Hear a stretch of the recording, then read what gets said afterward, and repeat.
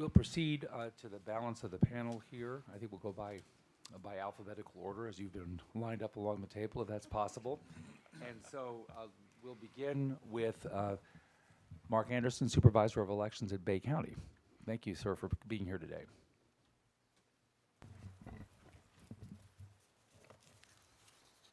Good morning. My name is Mark Andersen. I'm the Bay County Supervisor of Elections, serving in an elected position. I would like to first say that I consider it an honor to be chosen to state my thoughts on ways to continually improve our nation's decision-making process, voting. I will briefly discuss three areas: election quality management, security, and the public perception.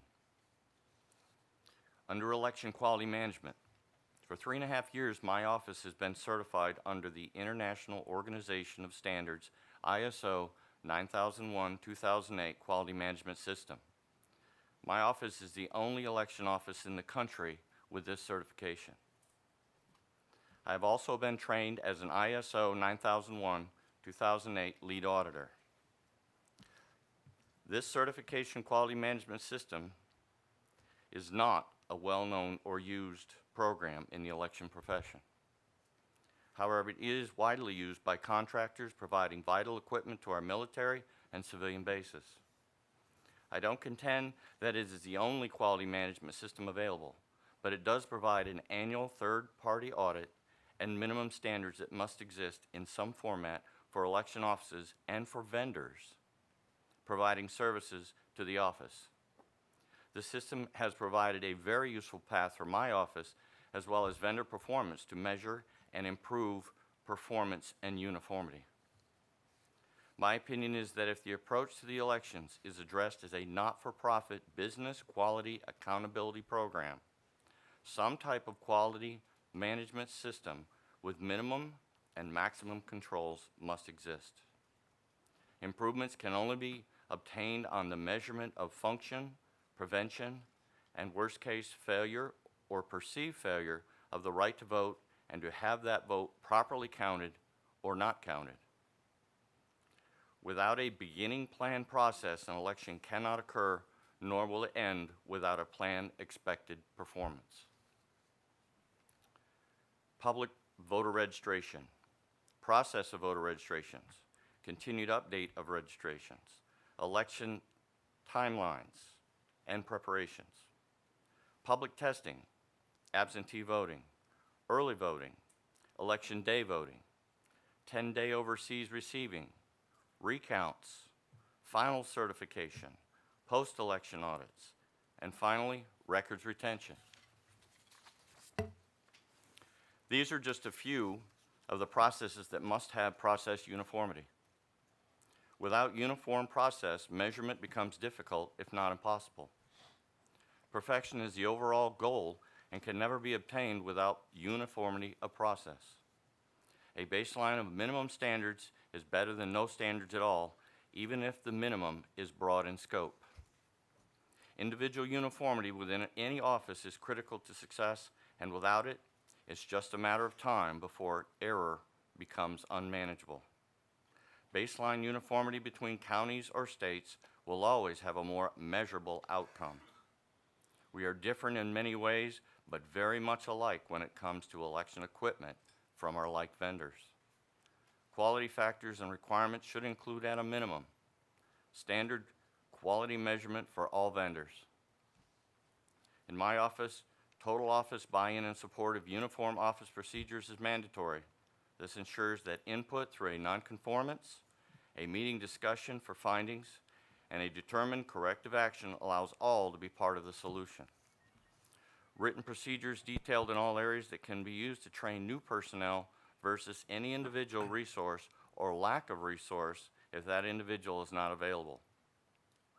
Regular training and office communication must be in place at all times. No individual should ever be in place without a backup.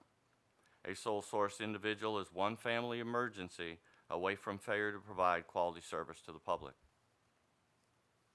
Logistics, configuration management, quality control, quality assurance, and cost effectiveness should be a standard in the elections vendor industry.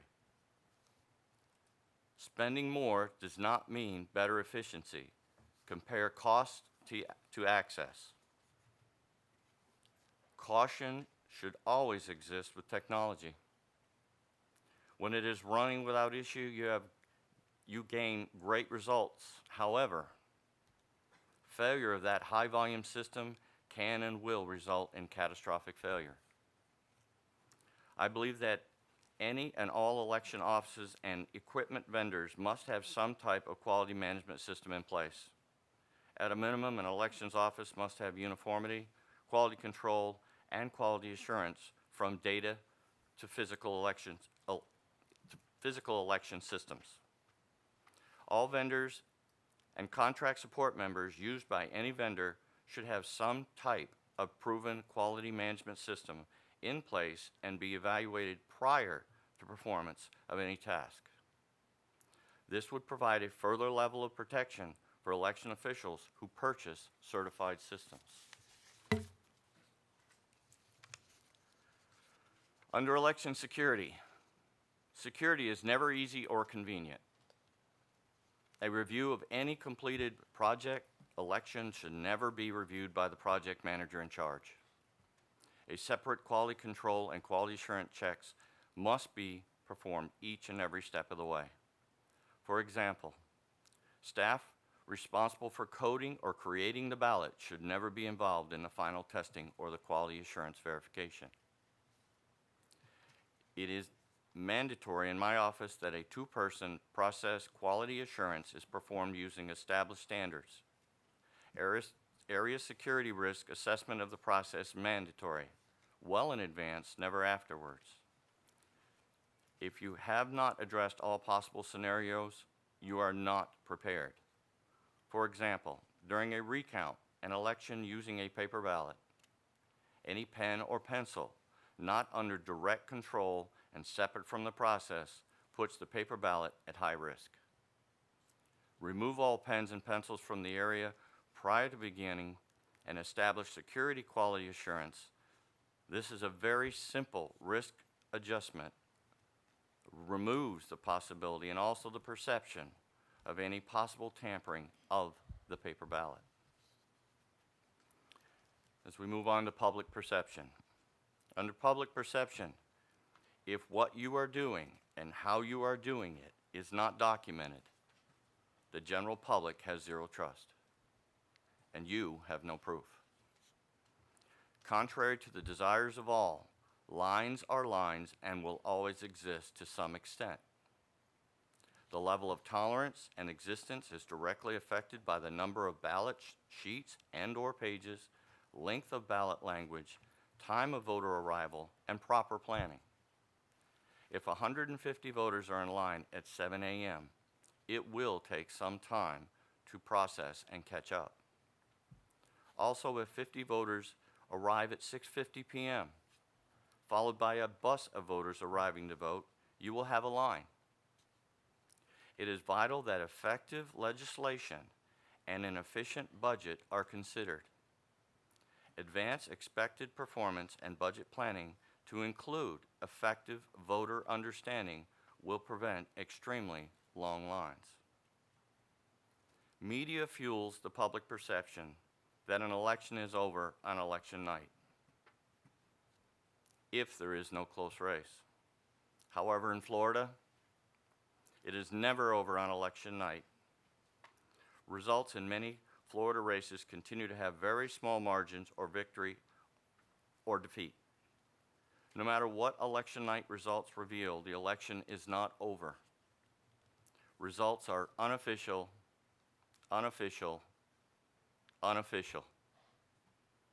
unaudited, and all election offices still have possibly thousands of provisional ballots to process.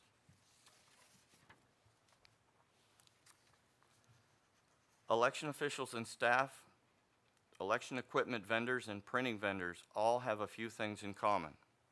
Elections must have organization, accuracy, security, and most of all, the confidence of voters. Accuracy is always more important than speed. Election planning does not begin on election day. Election planning involves the public as well as the election office demanding effective communication. It is constant and ever-changing due to revised legislation, ballot length, media focus, and in some cases, weather. A quality management system enables the public to review and understand normal processes. It also provides planned options for the not-so-normal conditions. In closing, I always ask, keeping emotions and politics off the platform and let facts and performance-based procedures with verification serve the public. And again, I sincerely thank you for this opportunity. Thank you very much. Commissioner Britton.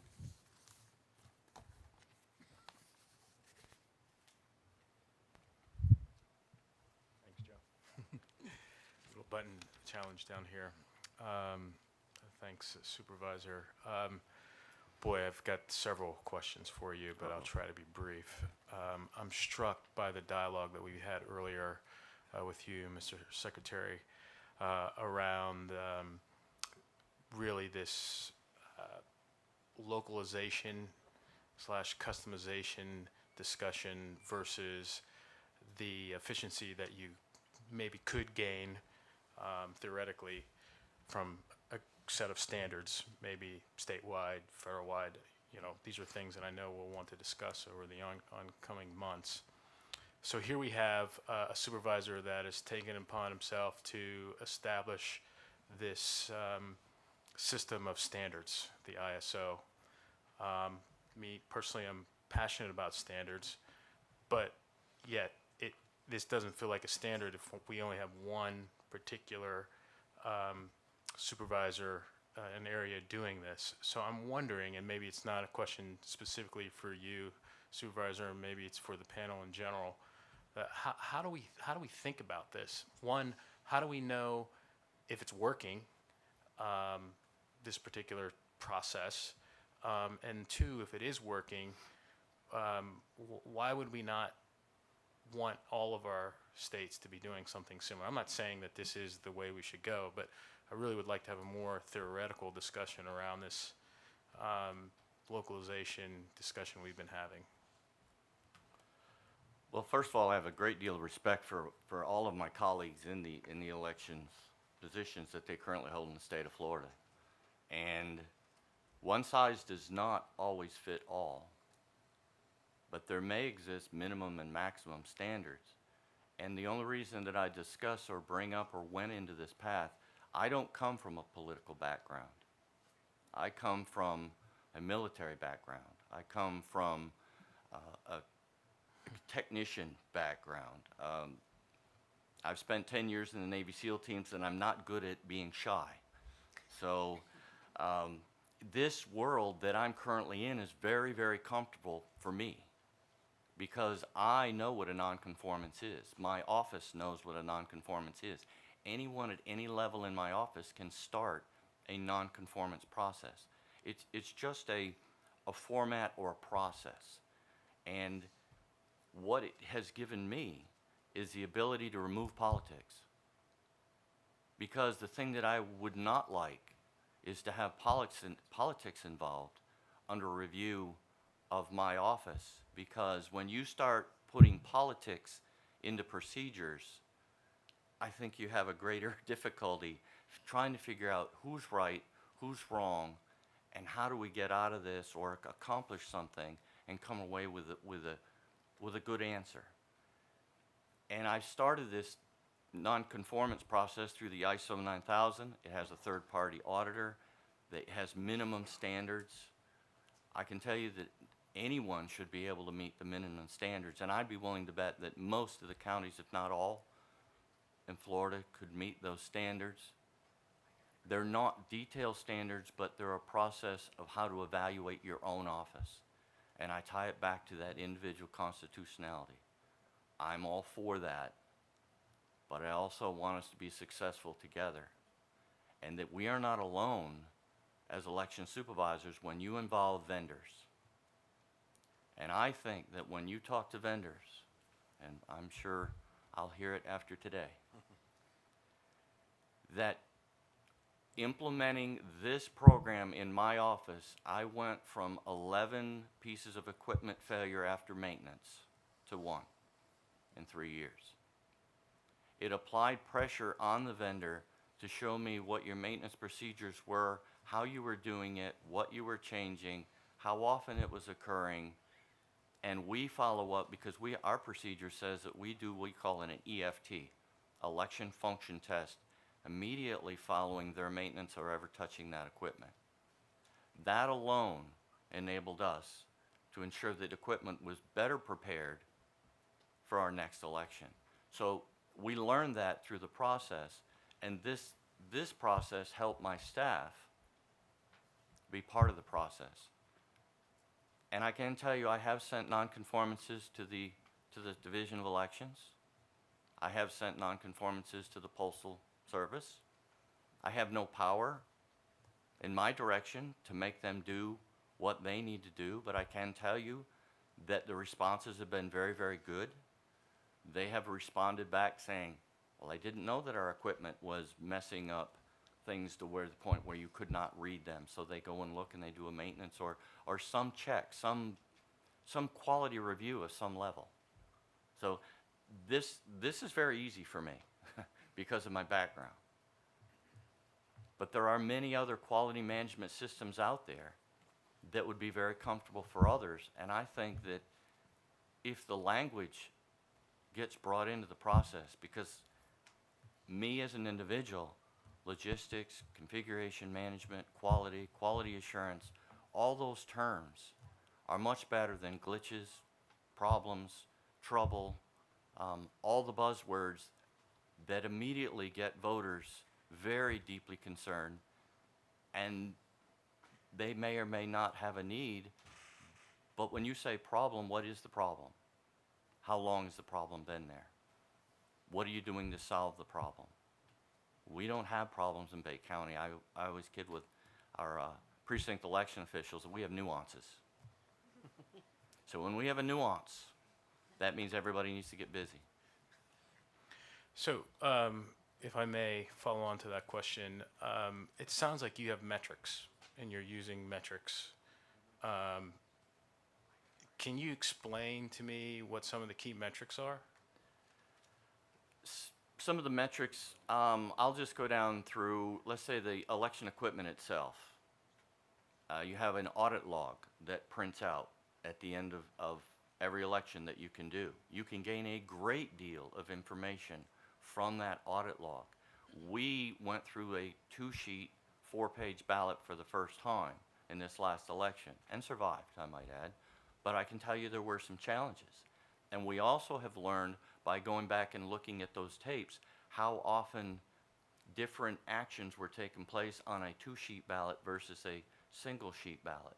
So we're now taking that and comparing it to some of our other elections so that we can take numbers and in a simplistic way, without getting too complicated, make some common sense decisions. Is it safe to say that there are a group of standards or metrics that everybody is following, or is that a supposition that's not accurate? I think that you would call that legislation to some extent. We are held forward or back, whichever way you would like to go, given the position or condition that you've been put in, with what minimum and maximum laws allow us to do. The early voting sites, if we had more early voting sites available, there may not have been longer lines, because supervisors do look at that and they may address those. And I don't want to get too deep into it because you've got many other supervisors that are very wise and very knowledgeable of what they do. But I can tell you this, Florida logistically is a very, very challenging process. We have early voting, absentee voting, and election day voting. And when you tie those three together and no one is required to report or show up at a certain time, how do you manage those three different directions? So it becomes a challenge somewhat. And you go on 4-year prior records, you might have to, analyze it, go out in the public, do more surveys, and then I'll bring in the media. Media can increase or decrease energy. And energy is high volume voting or low volume voting. So that has always got to be consideration, and how do you measure and how do you adjust with that overnight? That can be a challenge. Thank you very much for your testimony. Thank you Ms. for your Butcher? time.